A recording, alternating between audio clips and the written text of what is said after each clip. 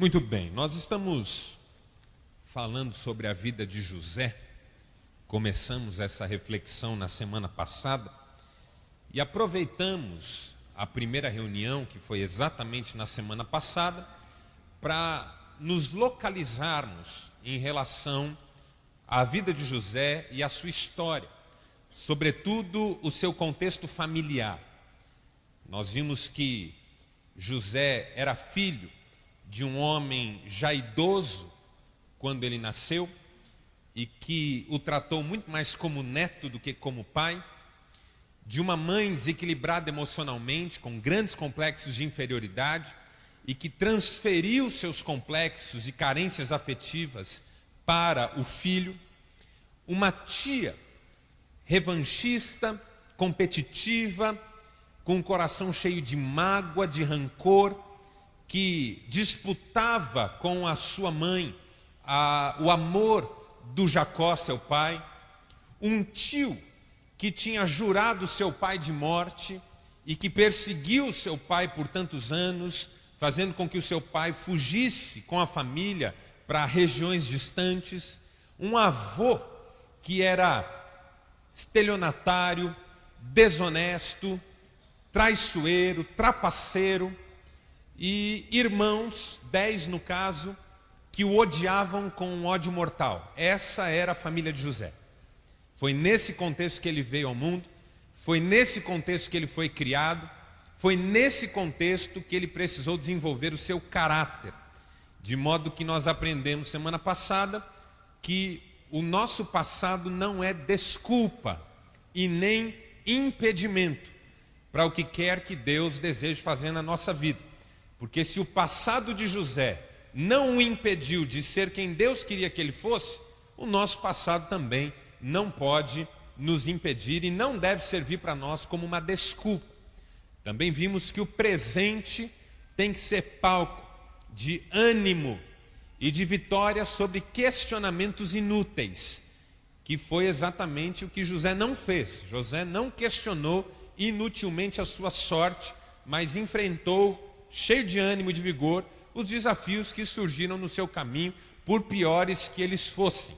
E também aprendemos que o futuro está sempre em aberto e que, independentemente do que já passamos, ainda pode ser maravilhoso.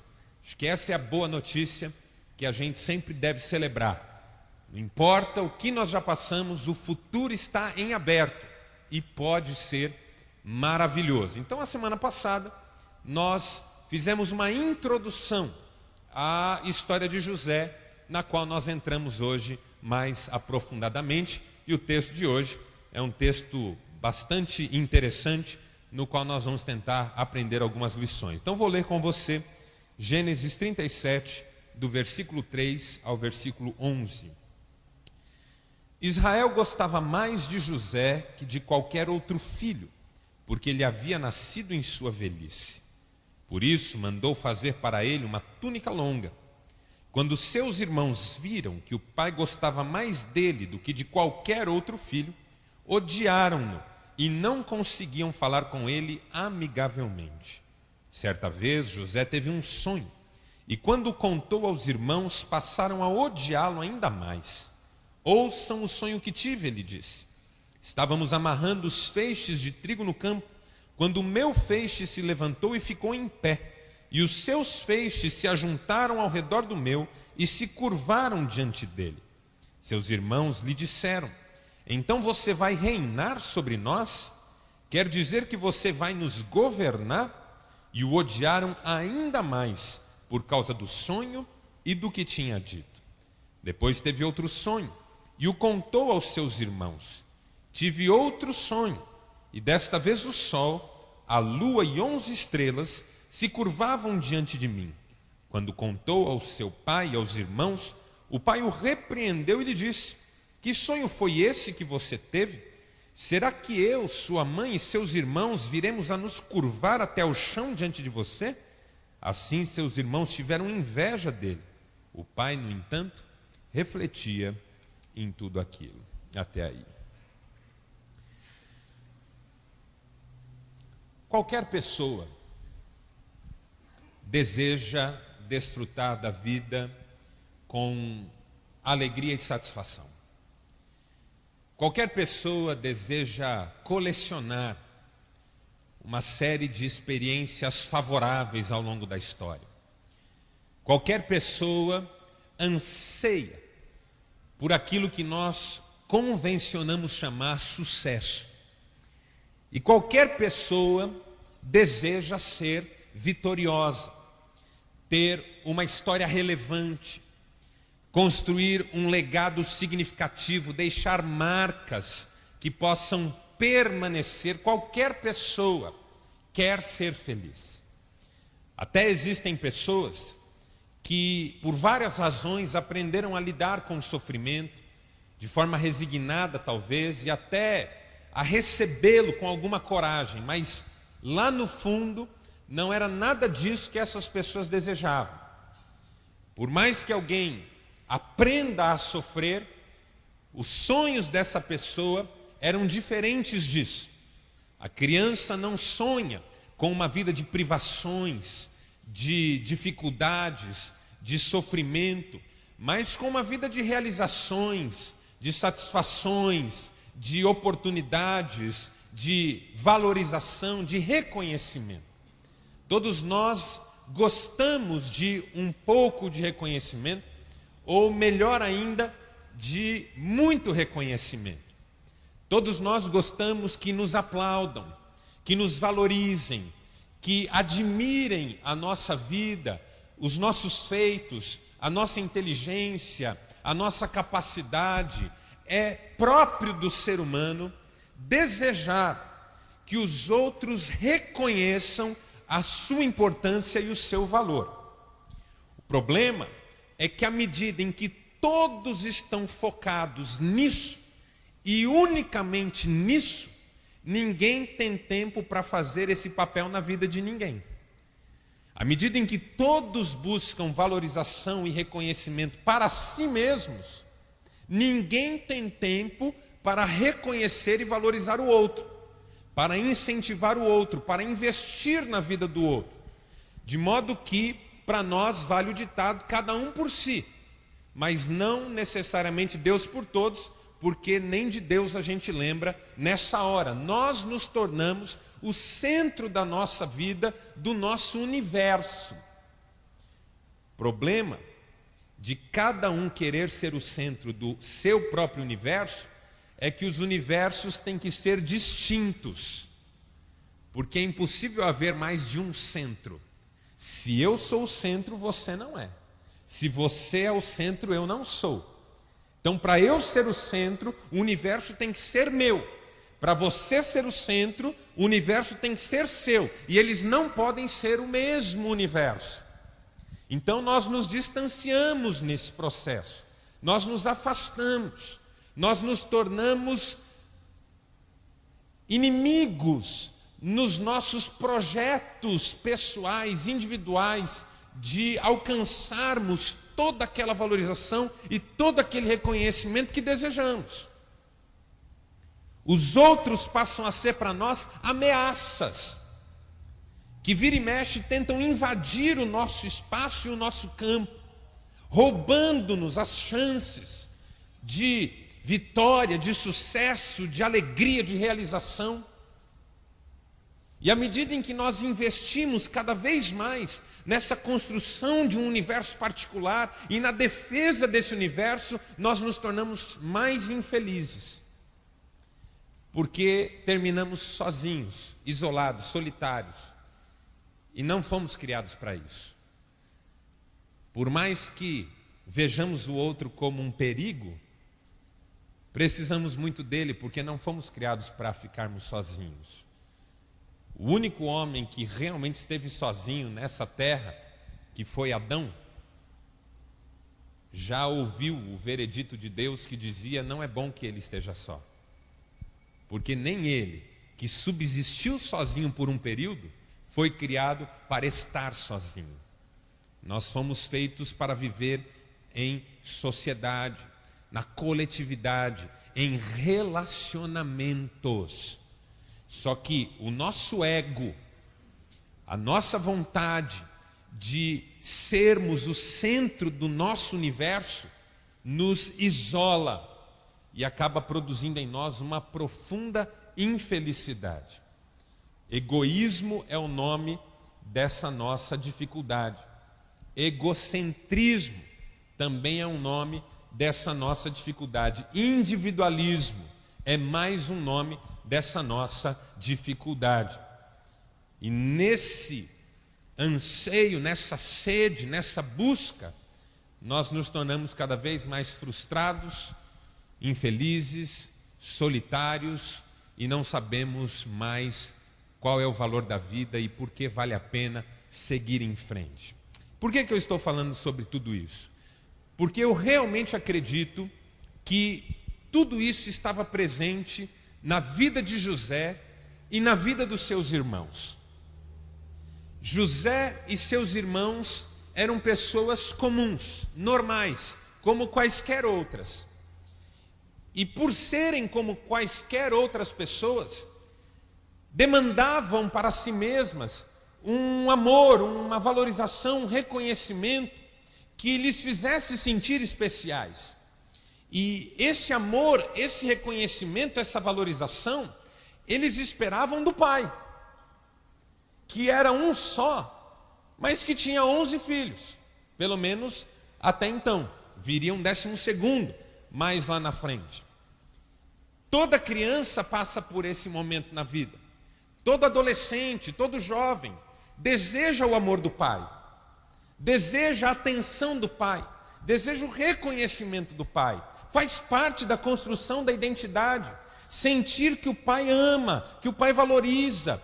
Quando um filho se ressente da ausência de um pai nesse momento da vida, ele leva essa mágoa, esse trauma, às vezes longe na sua história, até na velhice.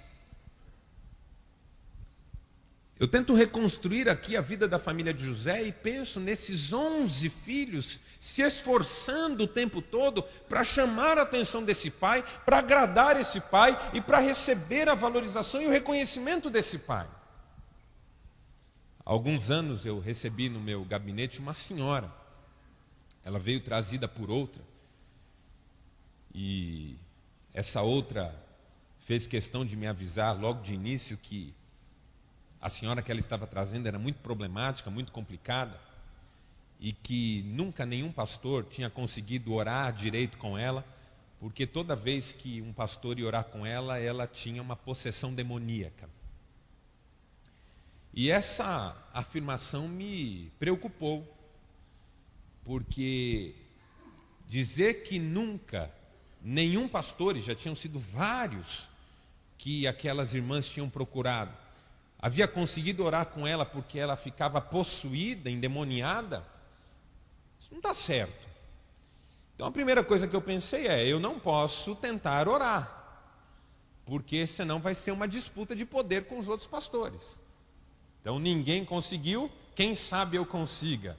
Eu sou melhor do que eles, então eu vou dar conta. É bobagem isso, isso é coisa de infantilismo, não tem nada a ver. Não é um conflito de poder, tem uma pessoa ali passando por uma séria dificuldade. E aí eu decidi então que não ia orar com ela de imediato, que ia tentar conversar um pouco, para entender a vida dessa pessoa, qual que era a história dela, e nós nos sentamos. A outra sentou do lado, eu pedi para que ela não participasse da conversa, apenas observasse, porque eu queria ouvir apenas aquela senhora que estava passando por aqueles problemas. Tinha uma depressão profunda, vontade de suicídio, uma série de complicações. Era casada, tinha filhos, mas não amava nem o esposo e nem os filhos, preferia que todos vivessem sem ela e viver sem todos eles. Tinha casado muito cedo para sair de casa. E aí eu fui perguntando sobre essa história dela, como é que ela chegou onde ela estava. E aí eu descobri, por exemplo, que ela era a irmã do meio de 7 irmãos. Ela era exatamente a do meio, tinha 3 para cima e 3 para baixo. E o pai sumiu muito cedo de casa, largou a mãe deles e foi procurar lugar no mundo, nunca mais apareceu, deixou a esposa sozinha com os 7 filhos, e ela era muito criança nessa época, ela tinha poucas lembranças desse pai. E a mãe, como ficou sozinha com 7, precisou trabalhar muito, tinha jornada dupla, fazia bicos, passava para outras pessoas, cozinhava e se esforçava por sustentar os filhos, de modo que não tinha atenção para ninguém. E aí, quando ela me contou essa história, eu pensei, poxa, tem alguém aí que talvez esteja com uma dificuldade em relação a afeto, a amor. Aí eu fiz uma pergunta para ela, me ocorreu na hora. Eu perguntei, e nessa época, o que você sonhava ser quando fosse adulta? Qual era o seu desejo? O que é que você almejava? Ela olhou para mim, ela até então não tinha olhado para mim, ela falava só olhando para baixo. E ela disse, eu queria ser bailarina. Quando ela disse eu queria ser bailarina, tudo ficou claro na minha cabeça. Porque o que é uma bailarina? É uma princesa no palco, com os holofotes todos voltados para ela, pessoas aplaudindo e ela dançando lindamente. Quando ela me disse isso e eu vi essa cena na minha cabeça, eu comecei a ministrar ao coração dela sobre o amor de Deus e sobre o fato de Deus prestar atenção em nós, em cada um de nós, individualmente, o tempo inteiro. Seus olhos estão sempre sobre nós. Ele nunca perde o contato conosco e nada do que nós fazemos passa despercebido diante dele. E que no palco de Deus ela ainda podia ser uma lindíssima bailarina, dançando para o Senhor a música de Deus. E que enquanto ela não tomasse consciência disso, ela ia continuar buscando a atenção dos outros. Mas já que ela não pôde realizar o sonho de ser uma bailarina, então ela chamava a atenção de todo mundo, ficando endemoniada. Porque se a gente não chama atenção pelo bem, a gente chama atenção pelo mal. Nossos filhos fazem isso. Você não dá valor para o fato dele estudar e tirar 10 na prova, ele vai começar a fazer coisa errada para ver se isso então sensibiliza o seu coração duro. Crianças que não chamam atenção pelo bem, chamam atenção pelo mal. E ela, que não conseguiu realizar nenhum sonho, não teve amor de pai, não conseguiu sentir o amor da mãe, casou muito cedo pensando que ia ser valorizada, não conseguiu encontrar esse amor que não dá para encontrar no outro mesmo. Qual que era a dança que ela dançava? A dança do capeta. Quando eu disse isso para ela, ela chorou bastante. E aí eu perguntei, eu posso fazer uma oração com você? Ela disse, pode. Nós oramos e ela entregou a vida dela ao Senhor Jesus. E não ficou mais endemoniada, porque não precisava mais. Estava dançando no palco de Deus. Quantas pessoas sofrem por desejarem a atenção e o afeto e nunca receberem? Pense nesses irmãos batalhando pelo amor do Pai. Eram 11 filhos tentando cativar o coração do pai sem sucesso. Até que vem o mais novo, que era José, e consegue esse objetivo. E se torna o preferido do pai. E o pai lhe dá uma túnica nova, comprida, colorida, cheia de ornamentos bonitos. Uma coisa é você querer algo, não ter, mas olhar para o lado e ninguém tem o que você quer. Outra coisa é você querer algo, não ter, olhar para o lado e o cara que está do seu lado tem. Porque como a gente diz no ditado, o que o olho não vê, o coração não sente. Mas o que o olho vê, o coração odeia. Porque enquanto ninguém tem o amor do pai, está todo mundo batalhando. À medida em que José consegue, ele se torna o objeto da raiva, do rancor e da revolta dos demais. O coração dos demais se enche de inveja. Porque a inveja é exatamente essa percepção de que o outro desfruta de algo que você gostaria de desfrutar, mas está impedido de conseguir. Cada vez que José aparecia com a sua túnica nova, seus irmãos babavam de ódio, porque aquilo era o símbolo de que José tinha o que eles não tinham. E essa é uma lição que José teve que aprender cedo na vida. Que de repente as suas vitórias, as suas conquistas, as suas alegrias podem se transformar na revolta, no ódio, na raiva dos outros. Porque no mundo ideal, a gente acha que todo mundo vai celebrar as nossas conquistas e alegrias, mas no mundo real, as nossas conquistas e alegrias são o motivo da inveja das pessoas. Recentemente eu li uma frase muito interessante, dizendo o seguinte: não grite a sua felicidade muito alto, porque a inveja tem sono leve. Não grite a sua felicidade muito alto, porque a inveja tem sono leve. É de Lacan, Jacques Lacan, psicanalista muito interessante, a melhor definição de inveja.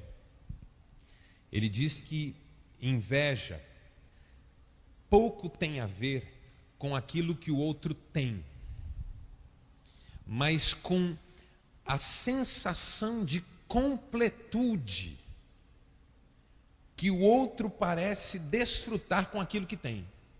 Uma completude que se basta. E o Lacan usa até uma história extraída das Confissões de Agostinho de Hipona, onde Agostinho fala de uma criança recém-amamentada que está olhando com olhares de inveja para o seu irmãozinho sendo amamentado no colo da mãe. Não é do leite que ele tem inveja, é daquela cena de uma completude que se basta, de uma felicidade. Por isso que o invejoso muitas vezes é injusto. Porque o invejoso atribui ao outro uma felicidade que às vezes o outro nem tem. É uma projeção de felicidade. Vou dar um exemplo. Quando César Augusto foi imperador de Roma, ele se tornou uma referência para todas as autoridades e governantes do mundo, por causa da sua capacidade de liderança, suas estratégias, seu domínio, sua capacidade de administrar os seus exércitos e súditos. Razão pela qual os demais governantes continuaram usando o nome César. E dali para frente, muitos governantes de vários países adotaram esse título. Os czares, por exemplo, na Rússia. Os kaiseres, por exemplo, na Alemanha. Menções a César, por causa da sua grande força de governante. Mas César era um infeliz. Era invejado, mas era infeliz, porque ele mesmo não se achava grande coisa. Um dia um soldado seu de confiança entrou na sua barraca e o encontrou chorando no chão da barraca, em lágrimas, arrasado. Meu senhor, o que aconteceu? Ele diz: eu não sou nada, eu não sou ninguém. Todas as vezes que eu leio sobre os feitos de Alexandre, eu vejo como eu não sou ninguém, eu queria ser como ele. Mas aí você tem um problema. Quando você estuda a biografia de Alexandre, Alexandre também era infeliz. Ele não gostava de ser ele mesmo, porque ele vivia à sombra de Hércules, e ele queria ser como Hércules.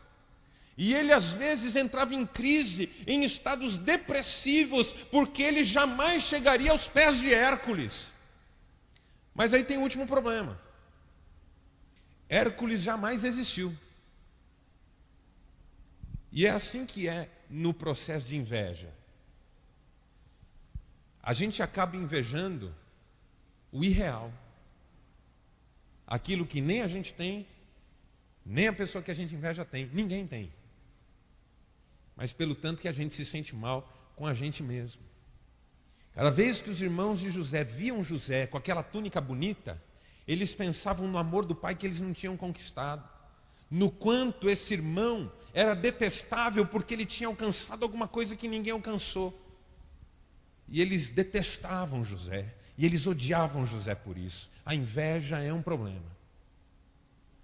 E você descobre muito cedo na sua vida que ter vitórias, ter sucesso, ter boas coisas, pode significar receber o ódio, o rancor, a incompreensão de muita gente. E mais, você também descobre que muitas vezes na vida, você mesmo acabou agindo assim em relação a alguém.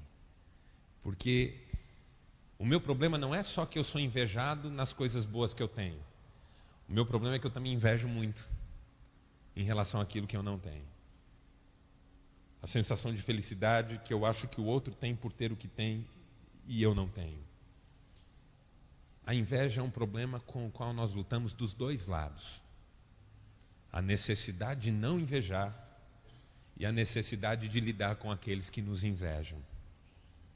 José, cedo na vida, teve que aprender a lidar com a inveja. E nós aprendemos com a história de José 3 lições que podem nos ajudar a vencer nessa batalha. Primeira lição que eu aprendo com José é que se nós queremos superar a inveja, nós precisamos vencer a nossa necessidade de agradar todo mundo. Vencer a nossa necessidade de agradar todo mundo. Se tem algo que está pesando na vida de José, é o seu desejo de agradar os irmãos que nunca estão contentes com ele. Os irmãos odeiam ele. E aí o que acontece? A ansiedade de José cresce, porque todos nós sofremos dessa tendência de agradar a todo mundo.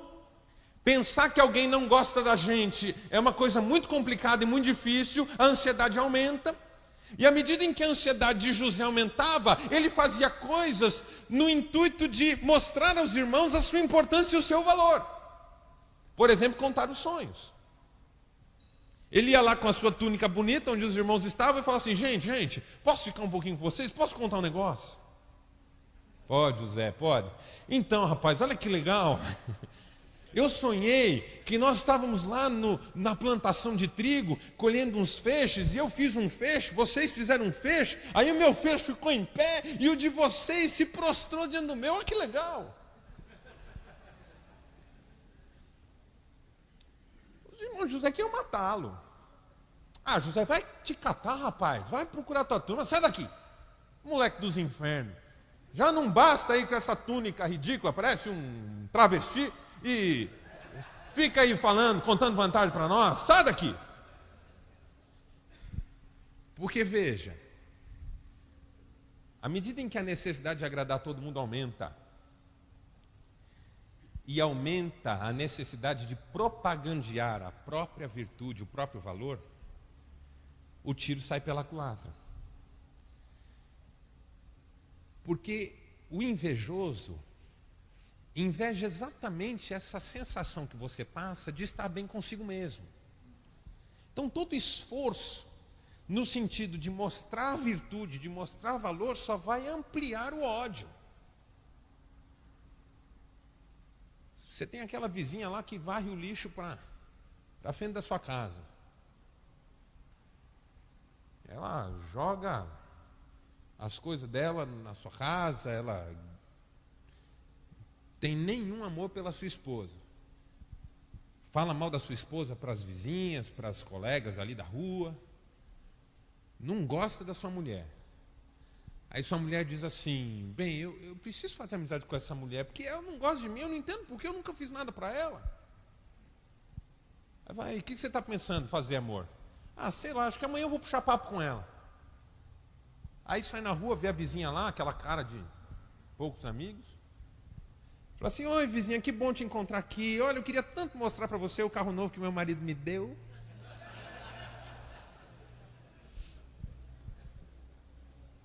Metida. Se acha. Esses tempos atrás, um pastor amigo me procurou para desabafar um pouquinho. Marcelo, eu não sei o que acontece. Estou com um problema lá na minha igreja, tem um presbítero que pega muito no meu pé. Nada que eu faço está bom para esse cara, está sempre reclamando de alguma coisa. E ele tem um grupinho dele lá que vira e mexe está reclamando também. Não tem o que eu faço para agradar essa turma que eles fiquem contentes comigo. Eu já tentei, já fui visitar, já chamei para ir na minha casa, já fui em festas familiares deles, já levei a palavra, já fiz tudo, mas eu não sei, não quebra essa barreira. O que acontece? Você tem esse problema na sua igreja? Eu falei, não sei, devo ter. Agora, quantos membros tem essa igreja? Ele falou, deve ter uns 300. Eu falei, você está numa igreja de 300 pessoas, 295 amam você, e você só consegue pensar nesses 5 que não gostam? Está errado, irmão. Está errado. Sobe no púlpito, em vez de falar para as 295 que te amam e querem te ouvir, fica mandando recado para 5. Sabe quando você vai numa festa, tem 60 pessoas da sua família lá, todas gostam de você, tem aquele seu cunhado mala que não vai com a sua cara, você só consegue olhar para ele na festa. Ó quem está lá, ó quem está lá, ó. Deve estar falando de mim, ó, deve estar falando de mim. Safado, mas esse também gosta de chamar a atenção. Ele vai se ver comigo, vai ver só. Não sei por que está aqui, não sei por que convidam ele ainda. Rapaz, tem 60 pessoas que te amam ali, amigo. E você está ocupado com aquela única pessoa que não gosta. Sabe por quê? Porque a gente não admite isso. Nosso desejo de agradar anseia por unanimidade. A gente fala que o Nelson Rodrigues diz que toda unanimidade é burra. A gente fala que nem Jesus foi unânime, mas a gente quer superar Jesus. Jesus não foi unânime, mas eu vou ser. Não tem por que não gostar de mim. Esse pastor amigo meu dizia assim, mas Marcelo, não tem por que não gostar de mim. Eu falei, mas tem, irmão. Primeiro porque você não é isso tudo que você acha. E segundo porque o diabo não gosta de você. E por mais que você se esforce, ele não vai gostar. A gente tem que aceitar que muitas vezes as pessoas não vão nos dar o amor e o reconhecimento que nós desejamos. Não vão. Você não vai ser sempre valorizado e reconhecido no que você faz. Não é assim que funciona a vida. Então, ao invés de ficar tentando agradar todo mundo o tempo inteiro, abra mão dessa necessidade. Aceite ser quem você é. Conforme-se com o amor de Deus, que é suficiente. Alegre-se com as pessoas que gostam de você e que estão ao seu lado. Pare de tentar agradar, esse tiro sempre vai sair pela culatra. Quanto mais José tentava agradar os irmãos, mais o ódio deles crescia. Quanto mais José tentava mostrar que ele era importante, que ele tinha valor, que Deus o abençoava, que o pai gostava dele, mais os irmãos o odiavam. Então vença essa necessidade de agradar todo mundo. Essa é a primeira lição. Segunda, tente se colocar no lugar do outro. Porque no caso da inveja e dessa percepção de que o outro não inveja você e o que você tem, mas essa relação que ele percebe e que ele projeta e que reflete muito mais a infelicidade dele do que a sua felicidade, à medida em que você consegue se colocar no lugar dele, você descobre que não é contra você que ele está lutando. É contra si mesmo, sua própria insatisfação, seu próprio rancor, sua própria história de vida. É que como nós somos o centro sempre, e o outro gira em torno, a gente não entende por que o outro teima em girar em torno. Mas quando a gente sai do centro e tenta valorizar o outro, colocar o outro no centro para compreendê-lo, para observá-lo, para entendê-lo, a gente começa a perceber que é a história dele, que são as mágoas dele, que são os traumas dele, que fazem com que ele se comporte desse jeito. Tempo atrás eu estava conversando com um grupo de homens que me falava a respeito de uma pessoa, uma figura pública muito complexa, muito polêmica, muito agressiva em certos aspectos. E eu tenho muita dificuldade de me indignar com determinadas figuras, porque eu acho que eu tenho um pouco ideia do que a gente é feito no geral, sabe? E essa coisa de que tem os ruins e tem os bons, isso eu já superei faz muitos anos. Nós somos todos iguais. Alguns mais ajustados, outros menos ajustados, mas cada um que se cuide, porque Como diz o apóstolo Paulo, quem está em pé, veja que não caia. Às vezes a gente malha o vizinho, no fundo é para a gente se sentir bem com a gente mesmo. Evidenciar os defeitos do outro é de alguma maneira sentir que os próprios são mínimos e não tem tanta importância assim.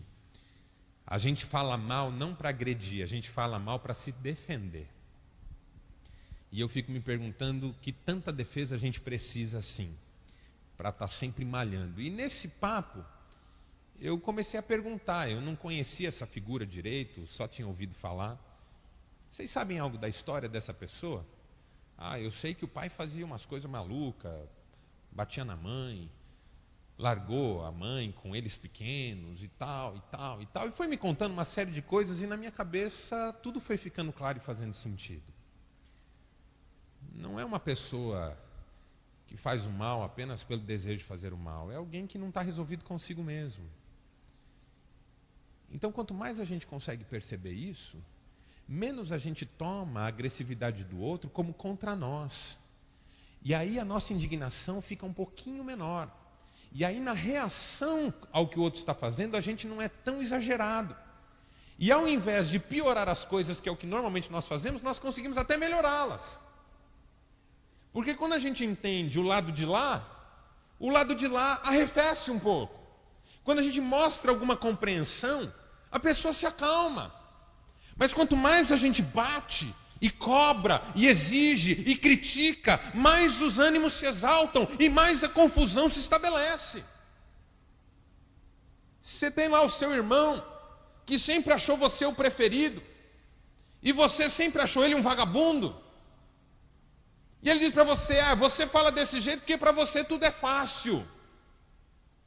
E aí ao invés de você entender o que ele está tentando dizer, porque você não se coloca no lugar dele, você reage dizendo assim, você que não gosta de trabalhar, você sempre foi assim, você sempre foi encostado, você sempre quis que todo mundo ajudasse você, e essas palavras vão sendo trocadas, vão agredindo, vão machucando, de repente aquela conversa não só não melhorou a relação de vocês, como ela ficou pior agora.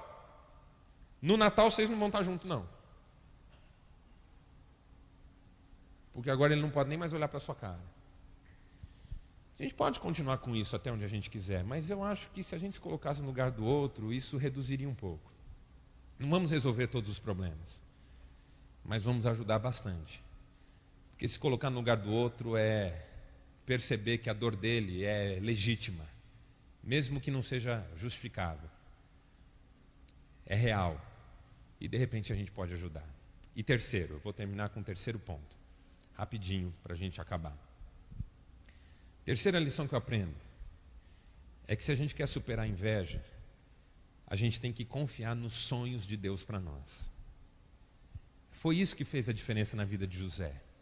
Ele não soube como contar os sonhos, ele não soube como lidar com os irmãos, mas uma coisa ele soube: confiar nos sonhos que Deus tinha dado para ele.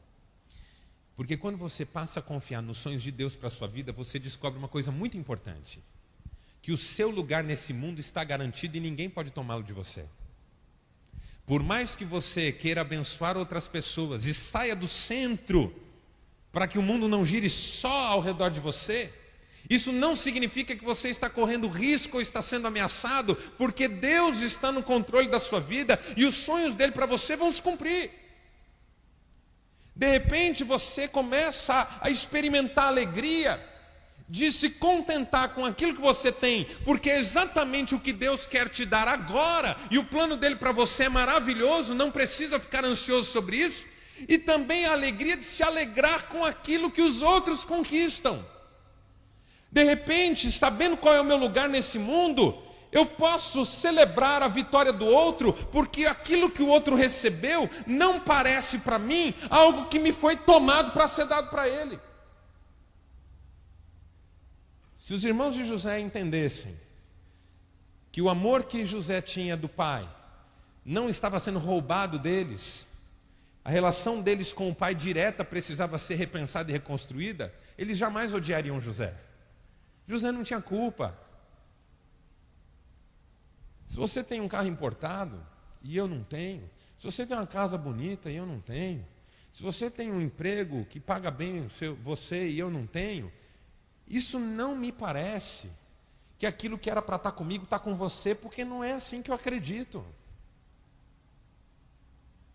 O que está na sua mão não está em mãos erradas. Ainda que eu possa nem concordar com o meio pelo qual aquilo foi parar na sua mão. O fato é que eu estou tão seguro da minha caminhada, que você ter o que eu não tenho não me afeta. Pelo contrário, eu posso rir com você, celebrar com você, olhar para o que você tem com satisfação real, porque é legal ver você crescer. Isso não quer dizer que eu não vou crescer. Quer dizer que o meu tempo, a minha história e o plano de Deus para mim é diferente de você, porque eu e você somos diferentes. E aí, se eu vou batalhar para ter um carro importado, para ter uma casa bonita, não é porque você tem, mas é porque eu sei que Deus é poderoso para me abençoar em tantas coisas, e eu quero lutar por cada uma delas. Eu não tenho medo de lutar, porque a minha luta tem a ver com construir a minha história na presença de Deus, e não com chegar onde você chegou, porque isso não tem nada a ver. Eu quero me alegrar com você, porque ver você bem é uma bênção, e estar bem é um estado de espírito, porque, como eu estava lendo hoje, o Salmo 23 começa: o Senhor é meu pastor, e de nada terei falta. Sentir falta é uma questão da fé, da presença ou da ausência da fé. Quem tem fé não sente falta, porque sabe que tem agora exatamente o que precisa para seguir em frente. Feche seus olhos, eu quero orar com você. Obrigado, Senhor, por essas lições tão ricas que a Tua palavra nos ensina hoje. Dá-nos vitória sobre a nossa própria inveja. E dá-nos vitória quando experimentarmos a inveja dos outros. Para que tenhamos uma vitória sobre a nossa necessidade de agradar, uma capacidade de nos colocarmos no lugar do outro, e uma certeza de que os Teus sonhos na nossa vida sempre se cumprirão. É a nossa oração em nome de Jesus. Amém.